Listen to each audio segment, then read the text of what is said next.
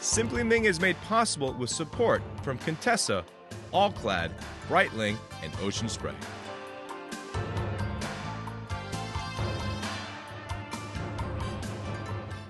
Hey, this is Ming Tsai from Simply Ming. Today I'm going to talk to you about calamari or squid. Right here on my board we have the tubes and the tentacles. This is how you basically can buy calamari or squid at your fishmonger, at your grocery store. They usually are connected and there's usually filled with all these guts, but nowadays they come frozen this way, which is great, makes it easy for the home cook, and more importantly, freezing calamari is one of the only seafood items that actually does better frozen because it actually gets tenderized. Now to make the rings, you just cut like that, and one key point here is you want to make them all the same size, because when you cook calamari, if one's smaller and bigger, one's going to get tough and one's going to be undercooked, all right? So keep it all the same size. And on the tentacles, I love this. This is my favorite part. I keep them whole. If they're a humongous calamari or squid, I would break it down a little bit more. Now, right to my left here, this is the inside of the squid. It's called squid ink pasta, right? So this is what squid ink looks like, and you can buy it like that, and a lot of Italians actually make squid ink pasta, which is delicious. But what we're going to do is one of my favorite things in the world is fried calamari.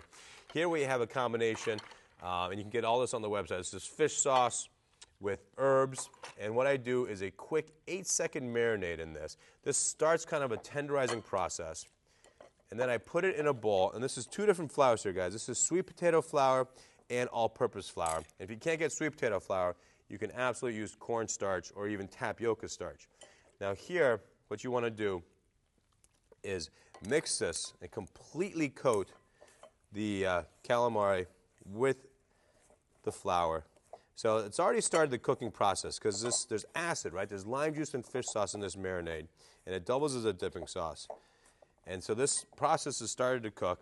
And then what you want to do is with the strainer, you want to take off all the excess flour.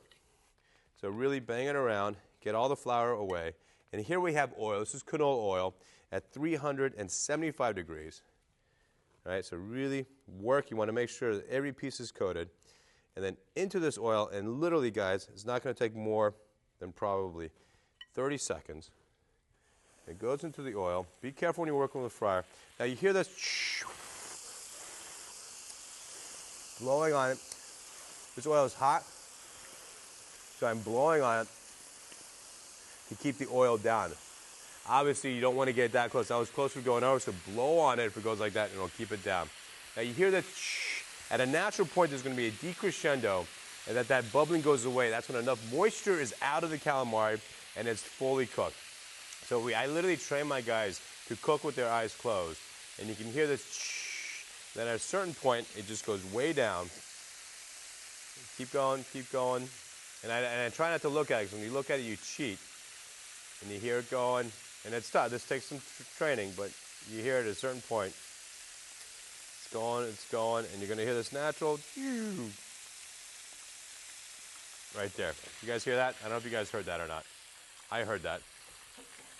And now this is, because calamari has a window of perfectly cooked, overcooked, and undercooked. And you want it nice and crispy like this, all right? So then you take this calamari, nice and crispy, onto a plate. I garnish a little bit of scallions. And right here is the same dipping sauce we use for marinade, but of course does not have raw squid juice in it, so you want to make sure you keep that separate. Calamari 101, tasty and simple. And as always, peace and good eating. Simply Ming is made possible with support from Contessa, All-Clad, Breitling, and Ocean Spray. Watch Simply Ming on your public television station.